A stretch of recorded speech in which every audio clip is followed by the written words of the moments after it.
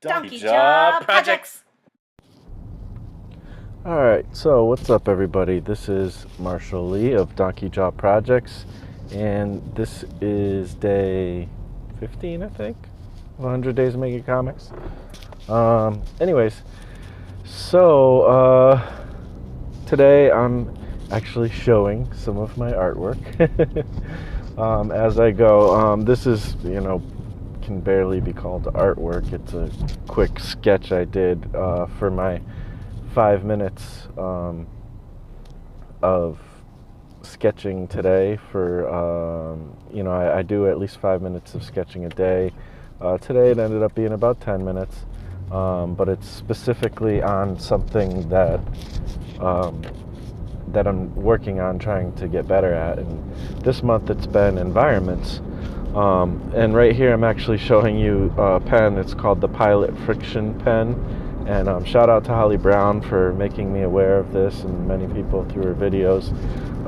It's a really cool pen. I'm going to put a link to Holly's channel because her stuff is really fun to watch and really cool videos.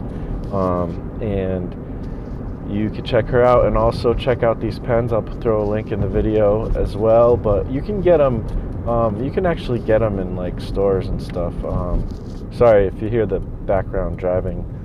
I'm driving while I'm recording this. But I got both hands on the wheel, and I got my eyes on the road and stuff, so I'm safe. But sometimes you just gotta use the time you got, right? So anyways, so yeah, these pens are really cool. They're just fun to sketch with. And the thing that's really cool about them is you can erase them. So they're ink and you can erase them. And I love to draw on like ballpoint pens. These are not ballpoint. I don't know, I think it's a felt tip or something like that. I'm not sure. Or a plastic tip, something like that. It's a very thin tip. Probably akin to like a number 1 micron maybe, but not as dark ink. It's more like ballpoint ink. So it's good for sketching, and I enjoy it. And then you can erase too, so you could do some eraser effects, or you can just literally fix something you screwed up.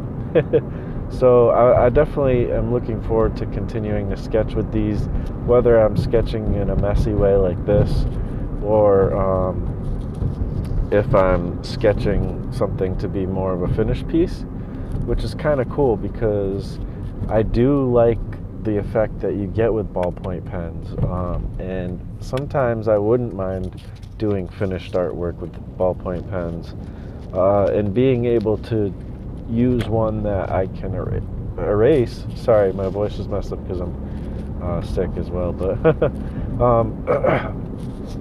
I actually recorded this earlier when I was just woke up, and my voice was so messed up and I was hacking so much that I had to stop and just be like, screw that, so that's why I'm doing the voiceover now. Hopefully it's a little better.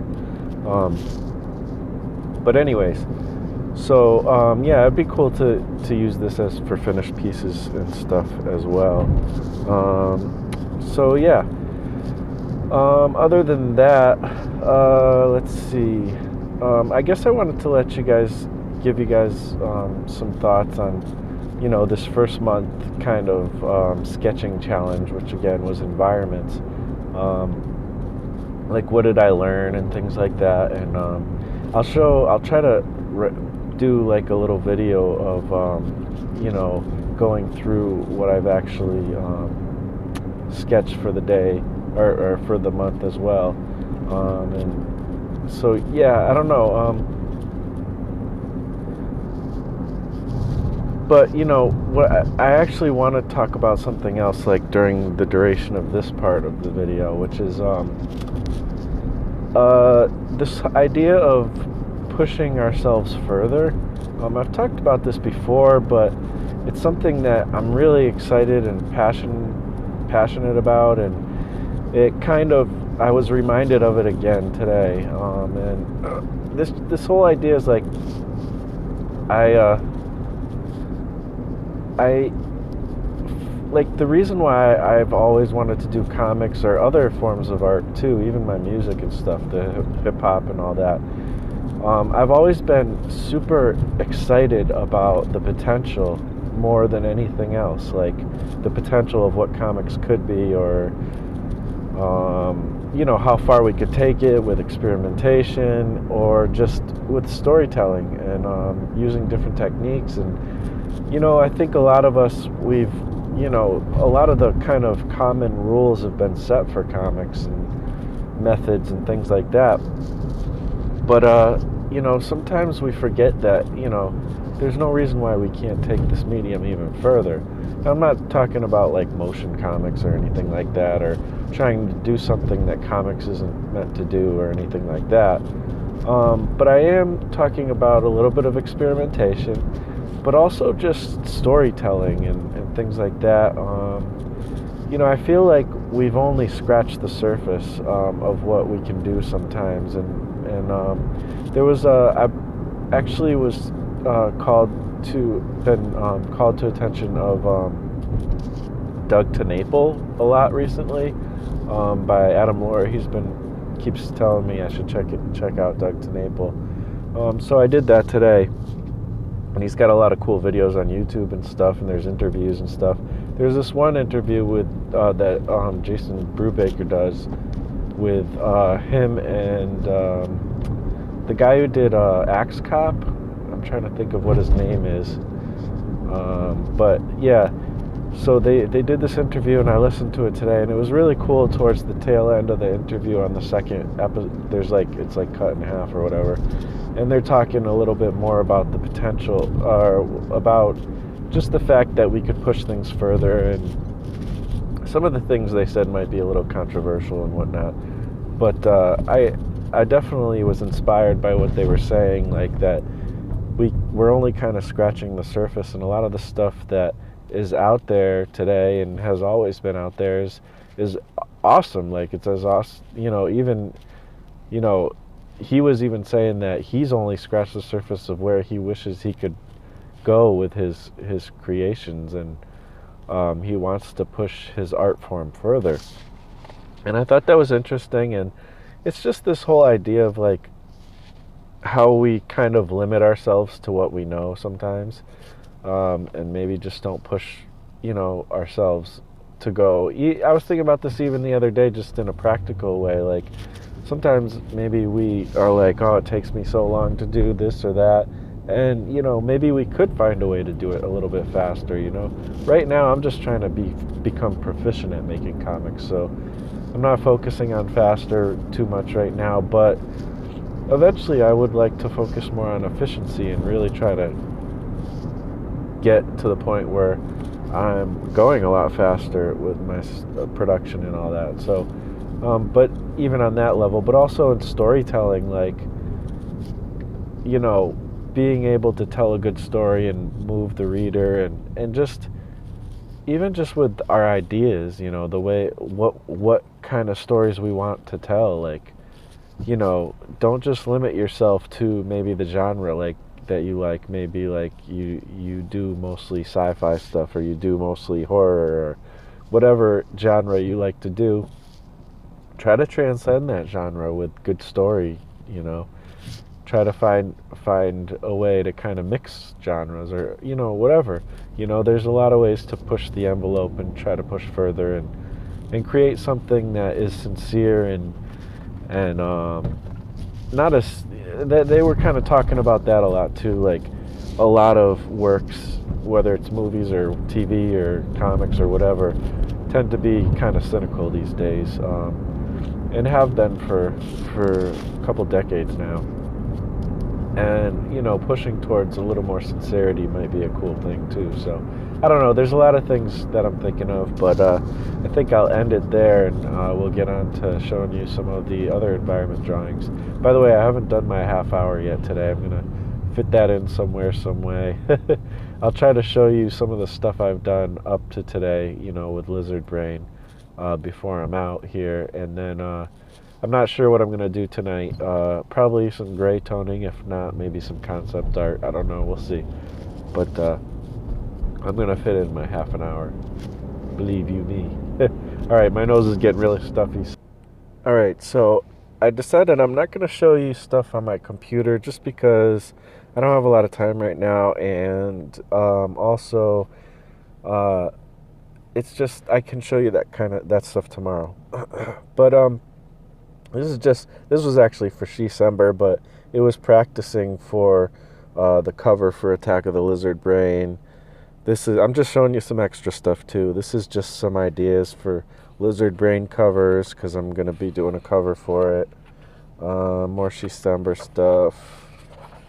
Let's see. Okay, here's my first, at least the first one in this book, environmental sketch, and this was just taken from a movie I was watching or a TV show, just a little snapshot, and using some perspective, placing people in that perspective. This is a little bit more developed than I even get some days. I probably spent like 30 minutes on that. Here's another one doing some perspective, and you can kind of see some like atmospheric perspective and trying to get some objects within perspective. There was more tables and people and stuff, but that's as far as I got on that one. Keeping it super loose. Here's some Attack of the Lizard Brain final page thumbnails. I already finished that page now. This one day I just did this, just trying to figure out how perspective works. It was more practice than anything, not actually drawing a thing. Here's another one where I was trying to get the inside of a kid's room. There was so many more objects, I never got to all of that, but trying to figure out where the vanishing point is and stuff. One thing that I learned while doing this is, here we go again, is that basically it's intimidating, to kind of do good backgrounds, and a little bit overwhelming when you're first starting. And so one of the biggest things I've learned is it's not, I've gotten a little less overwhelmed, and I've learned to be messy with it at first, and then I can refine it later. So this is me just trying to figure out how to put people in perspective on different, horizon lines, and what you're supposed to do. And I'm noticing through observation it doesn't work in every situation, but what you're supposed to do is find the horizon line and then put, like this, in this one you can put them at all different distances, but just make sure that all their shoulders are touching the horizon line. And it also depends on if they're taller or not tall. They're all different heights, so you can vary it within that. But again, here more like the breast, everybody's breastplate or whatever, or I don't know, wherever their nipples would be is around where the horizon line. This one, it was their knees. So, and it makes it look like they're in the distance, and you got to put them at, the right size and whatnot. So there's that. This is me copying a panel from Jack Kirby with all his tech and stuff. It's okay. It's not the greatest. And this is where you're going to see a lot of it. I was trying to just do environment stuff. Sometimes it's just about the decorations and stuff too. Part of it's perspective, but part of it is just getting used to drawing a lot of different details and things. This one was more dealing with the people, and then you could see like a little bit of atmospheric perspective in another room and stuff like that. This one shows some scale. There's a little person down there with this big waterfall, and you see like foreground, midground, background type of thing. What I realize is like water and things like that are really hard to show it, like smoke, things like that are really hard to show in inks. And here's just a car driving down a little road. Castle, mostly focusing on just details and just trying to see what some details would be in a castle. Again, people in different spots within the thing. Another one with water and stuff. I took a lot of images from like Instagram. This one showed some light coming through, which was really cool. I used the eraser pen for that. This is a different eraser pen than what I was talking about, and it doesn't work as good. I don't like the ink, and it's kind of sloppy, but yeah. Let's see what else. Gotta make sure I go quick. Here's some more sketches of Lizard Brain covers, possible Lizard Brain covers. This This is just like a doctor's office type situation. It's not me, but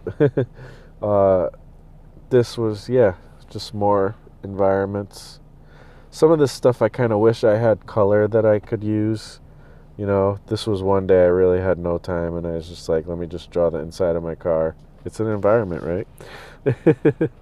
Some days I literally only had 5 minutes. Some days I spent more time. The SETI's Run cover, thumbnails. Here's some more. This one was from an old comic book. Chair. Try to get some stuff of inside rooms because that's tricky. This was really, this was from the Remind comic. It's really bad. It's cool when you can take your own pictures. This is one of the pictures I took myself and drew from. Another one is the same thing. And then this is the one I did today. So that's a month's worth. Doesn't seem like a whole month, but it is. Anyways, that's what I did, this month. And now I'm going to go on to hands and stuff, trying to learn how to draw hands better and stuff. So, yeah, I guess that's it. Thank you guys for watching. I really appreciate everybody who watches and checks out my stuff.